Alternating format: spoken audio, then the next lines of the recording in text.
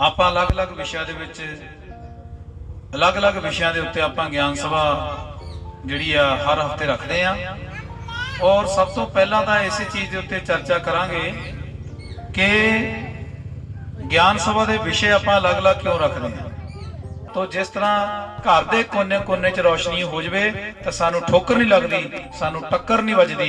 इदा ही जे साडे दिमाग के कोने कोने च रोशनी हो जाए साडी पढ़ाई नहीं डिस्टर्ब होंदी, साडे साडे मन च नफरत के बीज नहीं पैदा होंदे, सानू वधिया रात नूं नींद आंदी आ, असीं चंगे कमां वाले पासे नूं वधदे आ, अपने जीवन च कामयाब हुंदे आ और अपने जीवन नूं असीं स्वर्ग बनाउण दे विच कदम दर कदम आपां अगे नूं वधदे चले जांदे आ। तो साडा अज दा जिहड़ा विशा 9वीं ज्ञान सभा दा ਉਹ विशा आ कि स्वर्ग किथे आ। ਇਹ विशा क्यों चुनना पिया? क्योंकि दुनिया दे उत्ते कुछ ऐसे लोकां नूं भ्रमित कीता गया कि उन्हां नूं स्वर्ग दे लालच दे के, जन्नत दे विच वसण दे लालच दे के उन्हां तो गलत काम करवाए जांदे आ, जिहदे करके इंसान दा दुश्मन बन गया, जिहदे करके एक दूजे दे खून दा प्यासा बन गया, जिहदे करके उन्हूं लगदा कि मेरा कुनबा, मेरी जात पात, मेरा धर्म जिहड़ा सब तो उपर वा ते बाकी सब थल्ले आ। ते उहनूं जे पुछो भी तूं भाई काम करदा क्यों आ, तो इको ही जवाब दिंदा भी उन्हां नूं दस्सिया जांदा भी तैनूं बाਅਦ स्वर्ग मिलूगा। की मिलूगा? स्वर्ग मिलूगा। तो इस विषय नूं टच करना बहुत जरूरी आ कि स्वर्ग जिहड़ा आ वो कित्थे आ। सब तो पहला सानूं ये पता होना चाहिए भी जे मैं स्वर्ग नूं पछाणा तां पछाणा किदां? मिलना तो बाद दी गल आ। सब तो पहला असीं ये तां देखीए भी मैनूं पछाण है कि नहीं है। क्योंकि हुणे भाई साहब आ रहे सीगे, क्योंकि इन्हां ने ज्ञान सभा केंद्र पहला देखिया नहीं, ना मैं कोई फोटो भेजी, तो इन्हां दे मन च परेशानी चल रही सी भी किते मैं लंघ ना जावां। तो बार बार मैनूं फोन कर रहे सीगे भी कित्थे आ, और मैं बार बार इन्हां नूं कह रहा सी भी जदों तुसीं इत्थों दी लंघना तुहाडे कोल लंघ नहीं होना, तुहानूं अपने आप पता लग जाना। तो हुण इन्हां नूं राबता हो गया, हुण इस चीज़ दे जानकार हो गए। अगली बार इन्हां नूं दुबारा कदी भी फोन नहीं करना पैना। क्यों भाई साहब? दुबारा तो नहीं करना पैना ना। क्यों? क्योंकि इन्होंने एक बारी चीज नूं देख लिया। जदों असीं एक बारी चीज नूं देख लैने आ, उहदा नक्शा साडे दिमाग च फिट हो जांदा आ। ये भाई साहब अज तो बाद भावें कनेडा चले जाण, उत्थों इन्हां नूं कोई पुछूगा कि असीं ज्ञान सभा ते जाना, ये फट दसणगे भी तखड़ी लंघ के मैंगरोवाल चौक तो पहला खब्बे पासे तुहानूं जाल जे दिख जाणे आ, ते इन्हां ने उत्थों बैठे भी दसी जाना। क्यों? क्योंकि इन्हां नूं अक्स क्लीयर हो गया। तो कहण दा मेरा भाव कि असी जिस जगह ते पहुंचना आ जां जिस चीज नूं असी समझदे भी असी उत्थे जाना आ, सानूं उत्थे दा एड्रैस पता होना दिमाग च बहुत जरूरी आ।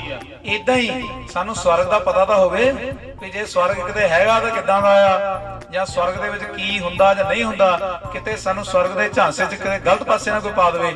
ते इदां जिहड़ी दुनिया भ्रमित होई पई आ, और सिर्फ इस करके कि अगे जाके जन्नत मिलूगी जां अगे जाके स्वर्ग मिलूगा, पता नहीं किहड़े किहड़े काम आपां मानवता दे खिलाफ, इंसानियत दे खिलाफ, कुदरत दे खिलाफ, समाज दे खिलाफ करते चले जा रहे हैं, करते चले जा रहे हैं, करते चले जा रहे हैं। तो स्वर्ग की जेकर गल करिए तो मैं सिर्फ एक छोटे जे बरतान दे नाल इस गल नूं साझा करना चाहूंगा भी स्वर्ग साथियों तुहाडी सोच तो शुरू हुंदा। स्वर्ग कितों शुरू हुंदा? साडी सोच तो शुरू हुंदा।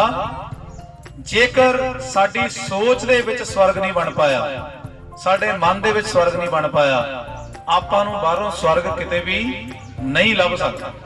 बाहरों स्वर्ग किते भी नहीं लभ सकदा। तुसीं आप देख लो, ਇਹਦੀ छोटी जी ਆਪਾਂ उदाहरण ਲੈਂਦੇ ਆ। ਆਪਾਂ ਬਾਜ਼ਾਰ ਜਾਂਦੇ ਆ, ਆਪਾਂ ਬਾਜ਼ਾਰ ਜਾਂਦੇ ਆ ਝੋਲਾ ਲੈ ਕੇ ਜਾਂ ਕੋਈ ਬੈਗ ਲੈ ਕੇ, ਜਦੋਂ ਅਸੀਂ ਬਾਜ਼ਾਰ ਤੋਂ ਵਾਪਸ ਆਉਂਦੇ ਆ ਤਾਂ ਕੀ ਸਾਡੇ ਬੈਗ 'ਚ ਉਹ ਚੀਜ਼ਾਂ ਹੁੰਦੀਆਂ ਜਿਹੜੀਆਂ ਅਸੀਂ ਸੋਚੀਆਂ ਸੀ ਲੈ ਕੇ ਆਣੀਆਂ, ਕਿ ਉਹ ਚੀਜ਼ਾਂ ਹੁੰਦੀਆਂ ਜਿਹੜੀਆਂ ਸੋਚੀਆਂ ਕਦੇ ਨਹੀਂ ਐਵੇਂ ਭਰ ਕੇ ਲੈ ਆਏ ਆਪਾਂ? ਜ਼ਿਆਦਾਤਰ ਕਿਹੜੀਆਂ ਚੀਜ਼ਾਂ ਹੁੰਦੀਆਂ ਜਿਹੜੀਆਂ ਅਸੀਂ ਘਰੋਂ सोच के चले भी मैं आ लेना, सब्जी लेनी, कपड़े लेने, आ लेना, जो सोच के चले। ते कई बार बहुत महत्वपूर्ण जिहड़ी चीज आ वो रह जाती है, वो बाद च आके चेता आउंदा भी वो रह क्यों गई, ਐਡੀ ਮਹੱਤਵਪੂਰਨ ਚੀਜ਼ ਪਰ ਉਹ ਰਹਿ ਕਿਉਂ ਗਈ ਤੇ ਆਪਾਂ ਕਹਿੰਦੇ ਓਹੋ ਮੇਰੇ ਤਾਂ ਦਿਮਾਗ ਚੋਂ ਨਿਕਲ ਗਈ। ਕਿਉਂਕਿ ਜਿਹੜੀ ਚੀਜ਼ ਦਿਮਾਗ ਚੋਂ ਨਿਕਲ ਜਾਵੇ ਉਹ ਪੂਰੇ ਬਾਜ਼ਾਰ ਦੇ ਵਿੱਚੋਂ ਤੁਹਾਨੂੰ ਦੀਦੀ ਨਹੀਂ ਹੁੰਦੀ, ਉੱਥੇ ਹੀ ਆ ਹੁੰਦੀ, ਬਾਜ਼ਾਰ ਦੇ ਵਿੱਚ ਆ, ਦੁਕਾਨਾਂ ਦੇ ਪਈ ਹੁੰਦੀ ਆ, ਰੇੜੀਆਂ ਲੱਗੀਆਂ ਹੁੰਦੀਆਂ ਆ, ਸ਼ੋਰੂਮ ਖੁੱਲੇ ਪਏ ਆ, ਪਰ ਜਿਹੜੀ ਚੀਜ਼ ਤੁਹਾਡੇ ਦਿਮਾਗ ਚੋਂ ਨਿਕਲ ਜਾਵੇ ਉਹ ਚੀਜ਼ ਤੁਸੀਂ ਹਮੇਸ਼ਾ ਹੀ ਬਾਜ਼ਾਰ 'ਚ ਜਾ ਕੇ ਘੁੰਮ ਕੇ ਭੁੱਲ ਕੇ ਆਉਂਦੇ ਆ। ਇਹਦਾ ਮਤਲਬ ਕਿ ਸਾਨੂੰ ਬਾਹਰ ਦੁਕਾਨਾਂ ਦਾ ਮਤਲਬ ਨਹੀਂ ਆ, ਸਾਨੂੰ ਬਾਹਰੋਂ ਦੁਕਾਨਾਂ ਤੇ ਉਹ ਚੀਜ਼ ਦਿਖਣੀ ਆ ਜਿਹੜੀ ਚੀਜ਼ ਸਾਡੇ ਦਿਮਾਗ ਦੇ ਵਿੱਚ ਆ। ਹੁਣ ਦੇਖੋ ਤੁਸੀਂ, ਸਾਨੂੰ ਕੋਈ ਬੰਦਾ ਇਹ ਪੁੱਛੇ ਵੀ ਇੱਥੋਂ ਤੁਰੀਏ ਤੇ ਆਪਾਂ ਹਰਿਆਣੇ ਤੱਕ ਜਾਈਏ ਤੇ ਕਰਿਆਨੇ ਦੀਆਂ ਕਿੰਨੀਆਂ ਦੁਕਾਨਾਂ ਆ? ਹੋਣੀਆਂ ਤਾਂ ਬਹੁਤ ਆ, ਪਰ ਗਿਣਤੀ ਸਾਨੂੰ ਕਦੀ ਪਤਾ ਨਹੀਂ ਹੁੰਦੀ। 50 ਵਾਰੀ ਆਪਾਂ ਇਧਰੋਂ ਆਉਣ ਨੂੰ ਗਏ, 50 ਵਾਰੀ ਉਧਰੋਂ ਐ ਨੂੰ ਆਏ, ਪਰ ਕਿਉਂਕਿ ਸਾਨੂੰ ਉਹਦਾ ਕੋਈ ਮਤਲਬ ਹੀ ਨਹੀਂ, ਇਸ ਕਰਕੇ ਅਸੀਂ ਦਿਮਾਗ 'ਚ ਕਦੀ ਸੋਚਿਆ ਨਹੀਂ ਕਿੰਨੀਆਂ ਦੁਕਾਨਾਂ। ਹੁਣ ਜੇ ਮੈਂ ਕਹਿ ਦਵਾਂ ਵੀ 100 ਰੁਪਇਆ ਨਾ ਮਿਲੂਗਾ ਇੱਥੋਂ ਲੈ ਕੇ ਹਰਿਆਣੇ ਤੱਕ ਕਰਿਆਨੇ ਦੀਆਂ ਦੁਕਾਨਾਂ ਤੁਹਾਨੂੰ ਪਤਾ ਹੋਣੀਆਂ ਚਾਹੀਦੀਆਂ, ਤੇ ਉਹ ਜਦੋਂ ਤੁਹਾਡਾ ਟਾਰਗੇਟ ਬਣ ਜਾਣਾ ਤੁਸੀਂ ਕੱਲੀ ਕੱਲੀ ਦੁਕਾਨ ਗਿਣ ਲੈਣੀ ਆ। ਤੇ ਫੇਰ ਜੇ ਦੁਕਾਨਾਂ 10 ਹੋਈਆਂ ਤੇ ਮੈਂ ਕਿਹਾ 11 ਤੁਸੀਂ ਮੇਰੇ ਨਾਲ ਲੜਨਾ ਆ ਵੀ ਨਹੀਂ ਡਾਕਟਰ ਸਾਹਿਬ ਦੁਕਾਨਾਂ 10 ਆ 11 ਨਹੀਂ ਹੈਗੀਆਂ, ਪਰ ਉਹ ਪਹਿਲਾਂ ਤੁਹਾਡੇ ਦਿਮਾਗ 'ਚ ਸੋਚ ਬਣੂਗੀ ਵੀ ਦੁਕਾਨਾਂ ਕਿੰਨੀਆਂ ਆ, ਫੇਰ ਹੀ ਆਪਾਂ ਜਾ ਕੇ ਦੁਕਾਨਾਂ ਗਿਣਾਂਗੇ। ਜੇ ਸੋਚ ਹੀ ਨਹੀਂ ਹੈਗੀ ਦੁਕਾਨਾਂ ਕਿੰਨੀਆਂ ਤਾਂ ਅਸੀਂ ਦੁਕਾਨਾਂ ਕਦੀ ਵੀ ਨਹੀਂ ਗਿਣਾਂਗੇ। ਦੇਖੋ, ਇੱਕ ਬੱਚੇ ਨੂੰ ਇੱਕ ਸਕੂਲ ਦੇ ਵਿੱਚ ਐਡਮਿਸ਼ਨ ਦਵਾਉਣੀ ਹੋਵੇ ਤਾਂ ਅਸੀਂ 20 ਬੰਦਿਆਂ ਤੋਂ ਪੁੱਛਦੇ ਹਾਂ, ਆਲੇ ਦੁਆਲੇ ਪਿੰਡੋਂ ਪੁੱਛਦੇ ਆ, ਭੈਣ ਕਿਹੜਾ ਸਕੂਲ ਵਧੀਆ, ਉੱਥੇ ਟੀਚਰ ਕਿਹੜੇ ਵਧੀਆ, ਫੀਸ ਕਿੰਨੀ ਆ, ਵਰਦੀ ਦਾ ਕਿੰਨਾ ਖਰਚਾ ਆ, ਮਹੀਨੇ ਦੇ ਜ਼ਿਆਦਾ ਪੈਸੇ ਤਾਂ ਨਹੀਂ ਲੈਂਦੇ, ਬੱਸ ਦਾ ਖਰਚਾ ਕਿੰਨਾ, ਇਨਕੁਆਇਰੀ ਕਰਦੇ ਕਿ ਨਹੀਂ ਕਰਦੇ। ਤੇ ਜਦੋਂ ਸਾਨੂੰ ਤਸੱਲੀ ਹੋ ਜਾਂਦੀ ਆ ਆਪਣੀ ਜੇਬ ਦੇ ਹਿਸਾਬ ਨਾਲ, ਆਪਣੇ ਬੱਚਿਆਂ ਦੀ ਜ਼ਿੰਦਗੀ ਦੇ ਹਿਸਾਬ ਦੇ ਨਾਲ, ਤਾਂ ਆਪਾਂ ਫਿਰ ਉਹ ਸਕੂਲ ਦੀ ਚੋਣ ਕਰਦੇ ਆ। ਯਾਨੀ ਕਿ ਇੰਨੇ ਸਕੂਲਾਂ ਚੋਂ ਇੱਕ ਸਕੂਲ ਦਾ ਨਕਸ਼ਾ ਸਾਡੇ ਦਿਮਾਗ 'ਚ ਫਿੱਟ ਹੁੰਦਾ ਵੀ ਇਹ ਸਕੂਲ ਮੇਰੇ ਬੱਚੇ ਦੇ ਹਿਸਾਬ ਨਾਲ, ਮੇਰੀ ਜੇਬ ਦੇ ਹਿਸਾਬ ਨਾਲ, ਸਾਡੇ ਸਾਰੇ ਹਿਸਾਬ ਦੇ ਨਾਲ ਇਹ ਸਕੂਲ ਠੀਕ ਪੈਂਦਾ, ਆਪਾਂ ਇੱਥੇ ਬੱਚਾ ਦਾਖਲ ਕਰਾ ਦਈਏ। ਤੇ ਜਦੋਂ ਗੱਲ ਆਉਂਦੀ ਆ ਸਵਰਗ ਦੀ, ਤੇ ਉੱਥੇ ਸਾਡੇ ਕੋਲ ਕੋਈ ਇੱਕ ਦੂਜੇ ਦੇ ਕੋਲ ਰੈਫਰੈਂਸ ਹੈ ਨਹੀਂਗਾ ਵੀ ਕੀ ਹੁੰਦਾ ਹੋਊਗਾ ਸਵਰਗ ਦੇ ਵਿੱਚ। ਤੋ ਇਹ ਵਿਸ਼ੇ ਦੀ ਲੋੜ ਕਿਉਂ ਪਈ? ਕਿਉਂਕਿ ਇਸ ਚੀਜ਼ ਦੇ ਨਾਲ ਬਹੁਤ ਸਾਰੇ ਜਿਹੜੇ ਲੋਕੀ ਗੁੰਮਰਾਹ ਹੋ ਕੇ, ਪਰੇਸ਼ਾਨ ਹੋ ਕੇ ਆਪਣੀ ਜ਼ਿੰਦਗੀ ਨੂੰ ਗਲਤ ਰਾਹਾਂ ਦੇ ਉੱਤੇ ਤੋਰ ਲੈਂਦੇ ਆ। ਬੱਚੇ ਕੀ ਵੱਡੇ ਕੀ, ਉਹ ਕਹਿੰਦੇ ਆਹ ਕੰਮ ਕਰ ਲਓ। ਕੋਈ ਕਿਉਂ ਕਹਿਣਾ ਪਿਆ, ਕਈ ਬਲੀਆਂ ਦੇਈ ਜਾਂਦੇ ਆ, ਕਈ ਵਿਚਾਰੇ ਜੀਵ ਦੀ ਬਲੀ ਦੇਈ ਜਾਂਦੇ ਆ, ਕਹਿੰਦੇ ਬਲੀ ਦੇ ਕੇ ਸਾਨੂੰ ਅੱਗੇ ਢੋਈ ਮਿਲ ਜਾਣੀ ਆ, ਠੀਕ ਹੈ। ਕਈ ਹੋਰ ਕੁਝ ਨਹੀਂ ਤਾਂ ਮਤਲਬ ਨਸ਼ਿਆਂ ਦੇ ਪ੍ਰਸ਼ਾਦ ਚੜਾਈ ਜਾਂਦੇ ਆ। ਉਹ ਉਹਨਾਂ ਨੂੰ ਪੁੱਛੋ ਕੀ ਆ, ਉਹ ਕਹਿੰਦੇ ਅੱਗੇ ਬਾ ਕੰਮ ਖੁਸ਼ ਹੋਣਾ ਆ। ਤੋ ਇਸੇ ਕਰਕੇ ਇਸ ਵਿਸ਼ੇ ਨੂੰ ਮੈਨੂੰ ਸਾਂਝਾ ਕਰਨ ਦੀ ਲੋੜ ਪਈ। ਇਸ਼ਾਰਾ ਆਇਆ ਵੀ ਇਸ ਚੀਜ਼ ਤੇ ਗੱਲ ਹੋਵੇ ਵੀ ਯਾਰ ਸਵਰਗ ਹੈ ਕਿੱਥੇ ਔਰ ਉੱਥੇ ਹੁੰਦਾ ਕੀ ਆ। ਚਲੋ ਜੇ ਹੈਗਾ ਤਾਂ ਕਿੱਥੇ ਆ ਤੇ ਉੱਥੇ ਹੁੰਦਾ ਕੀ ਆ। ਤੇ ਜੇਕਰ ਅਸੀਂ ਆਪਣੇ ਮਹਾਂਪੁਰਸ਼ਾਂ ਦੀ ਗੱਲ ਨੂੰ ਜਾਨੀ ਦੇਖੀਏ ਤਾਂ ਉਹ ਕਹਿੰਦੇ ਸਵਰਗ ਉੱਥੇ ਆ ਜਿੱਥੇ ਕੋਈ ਬੰਦਾ ਆਪਸ ਵਿੱਚ ਲੜਦਾ ਨਹੀਂ, ਜਿੱਥੇ ਕੋਈ ਬੰਦਾ ਆਪਸ ਵਿੱਚ ਲੜਦਾ ਨਹੀਂ, ਜਿੱਥੇ ਹਰ ਇੱਕ ਜਿਹੜਾ ਬੰਦਾ ਆ ਉਹ ਇੱਕ ਦੂਜੇ ਦੀ ਕੀ ਕਰਦਾ, ਸਹਾਇਤਾ ਕਰਦਾ, ਜਿੱਥੇ ਕਿਤੇ ਵੀ ਤੁਹਾਨੂੰ ਕੋਈ ਗੰਦਗੀ ਦੀ ਬਦਬੂ ਨਹੀਂ ਹੈਗੀ, ਕਿਤੇ ਵੀ ਅਮਾਨਵਤਾ ਦੀਆਂ ਭਾਵਨਾਵਾਂ ਨਹੀਂ ਹੈਗੀਆਂ, ਘਿਰਣਾ ਦੀਆਂ ਭਾਵਨਾਵਾਂ ਨਹੀਂ ਹੈਗੀਆਂ, ਪ੍ਰੇਮ ਦੇ ਯਾਨੀ ਸਾਗਰ ਵਗਦੇ ਆ ਔਰ ਲੋਕੀ ਇੱਕ ਦੂਜੇ ਦੀ ਸਹਾਇਤਾ ਕਰਨ ਨੂੰ ਤਤਪਰ ਰਹਿੰਦੇ ਆ। ਉਸ ਜਗ੍ਹਾ ਦੇ ਉੱਤੇ ਕਹਿੰਦੇ ਯਾਨੀ ਕਿ ਸਵਰਗ ਆ। ਤੇ ਮੈਂ ਇਹ ਕਹਿਣਾ ਵੀ ਅੱਜ ਤੱਕ ਉਹਦਾ ਪਤਾ ਲੱਭਿਆ ਕਿੱਥੇ ਆ। ਇਹ ਚੀਜ਼ਾਂ ਹੋ ਗਈਆਂ ਵੀ ਸਵਰਗ ਤੇ ਹੁੰਦਾ ਕੀ ਆ। ਕਹਿੰਦੇ ਜੀ ਵਧੀਆ ਵਧੀਆ ਪਕਵਾਨ ਮਿਲਦੇ ਆ, ਵਧੀਆ ਵਧੀਆ ਚੀਜ਼ਾਂ ਲੱਭਦੀਆਂ ਆ, ਠੀਕ ਹੈ ਨਾ ਜੀ। ਬੜੇ ਬੰਦੇ ਸਹਾਇਤਾ ਕਰਦੇ ਆ, ਪਰਮਾਤਮਾ ਦਾ ਨਾਮ ਜਪ ਹੁੰਦਾ ਉੱਥੇ। ਮੈਂ ਕਹਿੰਦਾ ਮੰਨ ਲਈਆਂ ਗੱਲ, ਪਰ ਮੈਂ ਇਹ ਕਹਿੰਦਾ ਵੀ ਉਹਦਾ ਪਤਾ ਕਿੱਥੇ ਆ। ਅੱਜ ਆਪਾਂ ਪਤਾ ਲੱਭਣਾ। ਸਭ ਤੋਂ ਪਹਿਲਾਂ ਜਦ ਤੱਕ ਕੋਈ ਅਕਸ ਸਾਡੇ ਦਿਮਾਗ 'ਚ ਨਾ ਬਣੇ ਸਾਨੂੰ ਚੀਜ਼ ਬਾਹਰੋਂ ਨਹੀਂ ਲੱਭਦੀ। ਘਰ ਦੇ ਵਿੱਚ ਬਹੁਤ ਸਾਰੀਆਂ ਚੀਜ਼ਾਂ ਪਈਆਂ ਹੁੰਦੀਆਂ ਆ, ਅਸੀਂ ਬੜੀਆਂ ਮਹੱਤਵਪੂਰਨ ਚੀਜ਼ਾਂ ਘਰ 'ਚ ਲੱਭਦੇ ਰਹਿੰਦੇ ਆ, ਸਾਨੂੰ ਚੀਜ਼ ਕਦੀ ਲੱਭਦੀ ਨਹੀਂ। ਬਾਅਦ ਚੇਤਾ ਦਾ ਉਹ ਤਾਂ ਉਹ ਜਿਹੜੀ ਉਹ ਪ੍ਰਸ਼ਤੀ ਜਿਹੀ ਆ, ਉਹਦੇ ਅਖਬਾਰ ਪਈ ਆ, ਅਖਬਾਰ ਦੇ ਥੱਲੇ ਕੋਈ ਚਾਬੀ ਰੱਖੀ ਹੋ ਸੀਗੀ, ਭੁੱਲ ਗਏ ਆਪਾਂ ਬਾਅਦ 'ਚ। ਕਦੀ ਕੋਈ ਪੈਸੇ ਆਪਾਂ ਕਿਤੇ ਕੋਨੇ 'ਚ ਰੱਖ ਦਿੰਦੇ, ਕਿਤਾਬ ਦੇ ਵਿੱਚ ਉਹ ਭੁੱਲ ਜਾਂਦੇ ਆ। ਤੋ ਏਦਾਂ ਹੀ ਦਿਮਾਗ ਦੇ ਵਿੱਚ ਜੇਕਰ ਆਪਾਂ ਇਸ ਅਕਸ ਨੂੰ ਕਲੀਅਰ ਕਰ ਲਈਏ ਵੀ ਸਵਰਗ 'ਚ ਹੁੰਦਾ ਕੀ ਆ ਤੇ ਸਵਰਗ ਦਾ ਪਤਾ ਕੀ ਆ, ਤੇ ਆਪਾਂ ਉੱਥੇ ਪੱਕਾ ਪਹੁੰਚ ਜਾਵਾਂਗੇ, ਆਪਾਂ ਉੱਥੇ ਪੱਕੇ ਪਹੁੰਚ ਜਾਵਾਂਗੇ, ਠੀਕ ਹੈ ਜੀ। ਤੇ ਹੁਣ ਜੇਕਰ ਆਪਾਂ ਗੱਲ ਕਰੀਏ ਵੀ ਪਹਿਲਾਂ ਆਪਾਂ ਇਸ ਵਿਸ਼ੇ ਤੇ ਗੱਲ ਕਰੀਏ ਵੀ ਭਾਈ ਉਹ ਇੱਥੇ ਆ ਗਏ ਤੋਂ ਬਾਅਦ ਚ ਆ ਗਏ, ਸਭ ਤੋਂ ਪਹਿਲੀ ਗੱਲ ਤਾਂ ਇਸੇ ਚੀਜ਼ ਤੇ ਆਈ ਹੈ, ਜੇ ਆਪਾਂ ਸਿਆਖੇ ਮਹਾਪੁਰਸ਼ਾਂ ਦੀ ਯਾਨੀ ਗੱਲ ਸੁਣੀਏ ਤਾਂ ਉਹਨਾਂ ਨੇ ਹਮੇਸ਼ਾ ਹੀ ਆਪਣੀ ਵਾਰਤਾਲਾਪ ਦੇ ਵਿੱਚ ਇਸ ਗੱਲ ਦੇ ਉੱਤੇ ਚਾਨਣਾ ਪਾਇਆ ਵੀ ਸਵਰਗ ਜਿਹੜਾ ਆ ਉਹ ਕਿਤੇ ਬਾਹਰ ਨਹੀਂ ਹੈ। ਸਵਰਗ ਜਿਹੜਾ ਆ ਇਸ ਧਰਤੀ ਤੇ ਆ, ਸਾਡੇ ਕੋਲ ਹੀ ਆ, ਇਵਨ ਸਾਡੇ ਅੰਦਰ ਹੀ ਹੈ। ਤੇ ਜਦ ਤੱਕ ਆਪਾਂ ਅੰਦਰੋਂ ਆਪਣੀ ਦ੍ਰਿਸ਼ਟੀ ਨਹੀਂ ਸਾਫ਼ ਕਰਦੇ, ਸਾਨੂੰ ਜਿਹੜੀਆਂ ਬਾਹਰੋਂ ਚੀਜ਼ਾਂ ਕਦੀ ਵੀ ਸਵਰਗਮਈ ਨਹੀਂ ਦੇਖ ਸਕਦੇ। ਤੋ ਸਵਰਗ ਜਿਹੜਾ ਆ ਉਹ ਕੋਈ ਧਰਤੀ ਤੋਂ ਬਾਹਰ ਦਾ ਵਿਸ਼ਾ ਨਹੀਂ ਹੈਗਾ, ਜਾਂ ਸਾਡੇ ਸਰੀਰ ਤੋਂ ਬਾਹਰ ਦਾ ਵਿਸ਼ਾ ਨਹੀਂ ਹੈਗਾ। ਉਹ ਧਰਤੀ ਦੇ ਅੰਦਰਲਾ, ਸਾਡੇ ਸਰੀਰ ਦੇ ਅੰਦਰਲਾ ਅੰਤਰਮੁਖੀ ਵਿਸ਼ਾ ਹੈਗਾ ਆ। ਅੰਤਰਮੁਖੀ ਜਿਹਦੀ ਵੀ ਸੋਚ ਬਦਲੀ ਆ, ਤੇ ਅੱਜ ਤੱਕ ਸਵਰਗਮਈ ਆਪਾਂ ਕਹਿ ਕਿਹਨੂੰ ਸਕਦੇ ਆ? ਸਵਰਗਵਾਸੀ ਦੀ ਗੱਲ ਨਹੀਂ ਮੈਂ ਕਰ ਰਿਹਾ। ਸਵਰਗਵਾਸੀ ਦਾ ਆਪਾਂ ਕਹਿੰਦੇ ਚਲੋ ਬੰਦਾ ਦੁਨੀਆ ਚਲ ਜਾਂਦਾ, ਪਰ ਆਪਾਂ ਕਹਿ ਦਿੰਦੇ ਸਵਰਗਵਾਸੀ, ਸਾਨੂੰ ਕੀ ਪਤਾ ਉਹਦਾ ਵਾਸ ਕਿੱਥੇ ਹੋਇਆ ਜਾ ਕੇ, ਅਸੀਂ ਬਸ ਸ਼ਬਦ ਲਿਖਾ ਦਿੰਦੇ ਉੱਥੇ। ਪਰ ਜੀਵਨ ਸਵਰਗਮਈ ਕਿਹਨਾਂ ਦਾ ਹੋਇਆ? ਅੱਜ ਤੱਕ ਸਵਰਗਮਈ ਜੀਵਨ ਦੇ ਮਾਪਦੰਡ ਕੀ ਆ? ਪਹਿਲਾਂ ਆਪਾਂ ਉਹਨਾਂ ਨੂੰ ਦੇਖਣਾ ਮਾਪਦੰਡ ਕੀ ਆ, ਪੈਮਾਨਾ ਕੀ ਆ। ਤੇ ਪੈਮਾਨਾ ਕੀ ਆ? ਜਿਹੜਾ ਬੰਦਾ ਸਾਰਾ ਜੀਵਨ ਖੁਸ਼ ਰਿਹਾ, ਕੀ ਰਿਹਾ ਸਾਰਾ ਜੀਵਨ ਖੁਸ਼ ਰਿਹਾ, ਉਹਦੀ ਖੁਸ਼ੀ ਦਾ ਕਿੱਦਾਂ ਪਤਾ ਲੱਗਦਾ? ਜਿਹੜਾ ਇਨਸਾਨ ਖੁਸ਼ ਹੁੰਦਾ ਉਹਦੇ ਰਹਿਣ ਕਰਕੇ ਕਿਸੇ ਵੀ ਸਹੀ ਇਨਸਾਨ ਨੂੰ ਦੁੱਖ ਨਹੀਂ ਪਹੁੰਚਦਾ। ਜਿਹੜਾ ਇਨਸਾਨ ਖੁਸ਼ ਹੁੰਦਾ ਉਹਦੇ ਰਹਿਣ ਕਰਕੇ ਜਿਹੜਾ ਫੁੱਲ ਮਹਿਕਦਾ ਆ ਉਹਦੇ ਚੋਂ ਕਦੀ ਬਦਬੂ ਆ ਸਕਦੀ ਹੈ?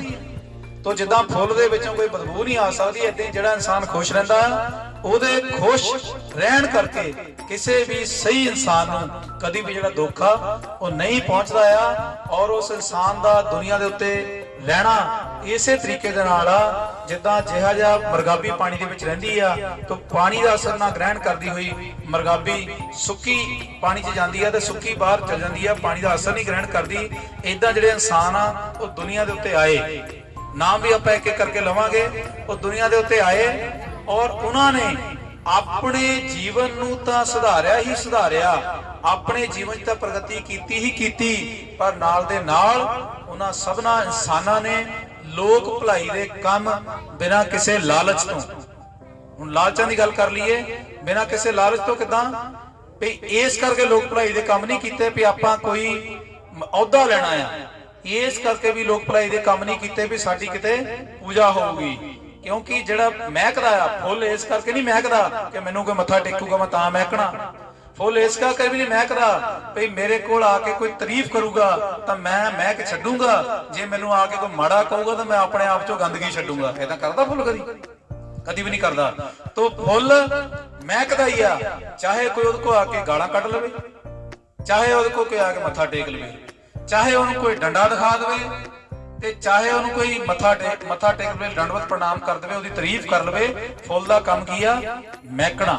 ਤੋ ਏਦਾਂ ਹੀ ਐਸੇ ਸ਼ਖਸ ਮਹਾਪੁਰਸ਼ ਜਿਹੜੇ ਇਸ ਧਰਤੀ ਦੇ ਉੱਤੇ ਹੋਏ ਆ, ਜਿਨ੍ਹਾਂ ਨੇ ਆਪਣੇ ਜੀਵਨ ਦੇ ਨਾਲ ਨਾਲ ਜਿੱਥੇ ਵੀ ਉਹ ਗਏ ਆ ਸੱਚ ਦਾ ਸੰਦੇਸ਼ ਫੈਲਾਇਆ, ਲੋਕਾਂ ਨੂੰ ਸਿੱਧੇ ਰਾਹ ਦੇ ਉੱਤੇ ਪਾਇਆ, ਮਾਰਗਦਰਸ਼ਕ ਬਣਿਆ। ਔਰ ਉਹਨਾਂ ਦਾ ਜਿਹੜਾ ਜੀਵਨ ਆ ਉਹ ਸਮਾਜ ਸੁਧਾਰ ਵੀ ਆਪਾਂ ਕਹਿ ਸਕਦੇ ਆ, ਜਾਂ ਇੱਕ ਹੋਰ ਸ਼ਬਦ ਤੇ ਸਮਾਜ ਦੀ ਬਿਹਤਰੀ ਵਾਸਤੇ ਲੱਗੇ। ਜਦੋਂ ਵੀ ਮਹਾਪੁਰਸ਼ ਧਰਤੀ ਦੇ ਉੱਤੇ ਆਏ ਆ, ਸਮਾਜ ਦੀਆਂ ਮੌਕੇ ਤੇ ਜਿਹੜੀਆਂ ਕੁਰੀਤੀਆਂ ਸੀਗੀਆਂ, ਚਾਹੇ ਉਹ ਵਿਧਵਾ ਵਿਵਾਹ ਦੀ ਕੁਰੀਤੀ ਸੀ, ਚਾਹੇ ਛੋਟੀ ਉਮਰੇ ਕੁੜੀਆਂ ਨੂੰ ਵਿਆਹ ਦਿੰਦੇ ਸੀ ਉਹਦੀ ਕੁਰੀਤੀ ਸੀ, ਚਾਹੇ ਇੱਕ ਸਮਾਂ ਏਦਾਂ ਦਾ ਹੁੰਦਾ ਸੀ ਜਦੋਂ ਬੱਚੀ ਨੂੰ ਜੰਮਦੇ ਸਾਰ ਹੀ ਪੱਥਰ ਤੇ ਸਿੱਟ ਕੇ ਮਾਰ ਦਿੱਤਾ ਜਾਂਦਾ ਸੀਗਾ। ਇਹ ਮੈਂ ਤੁਹਾਨੂੰ ਆਪਣੇ ਦੇਸ਼ ਦੀਆਂ ਗੱਲਾਂ ਦੱਸ ਰਿਹਾ, ਕਹਿੰਦੇ ਕੁੜੀ ਹੋ ਗਈ ਪੱਥਰ ਸਿੱਟ ਤੇ ਮਾਰ ਦੋ, ਤੇ ਜਾਂ ਫਿਰ ਟੋਕਰੇ 'ਚ ਪਾ ਕੇ ਰੋੜ ਦੋ ਕਹਿੰਦੇ।